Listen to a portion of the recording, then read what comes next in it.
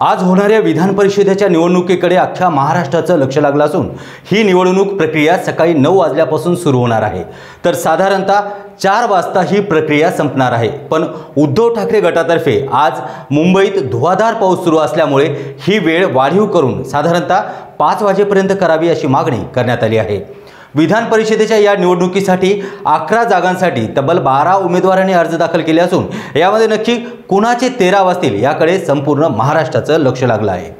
तर आमच्याकडे जी मेजॉरिटी आहे त्यामुळे आमचे पुरेसे बहुमत असल्यामुळे सर्व उमेदवार पहिल्याच फेरीत विजय होतील असा विश्वास शिंदे गटाचे आमदार दीपक केसरकर यांनी व्यक्त केला आहे। पण अतिरिक्त मत कुणाला जाते हे पाहणं देखील तितकंच महत्त्वाचं असल्याचंही दीपक केसरकर यांनी या ठिकाणी सांगितलं आहे।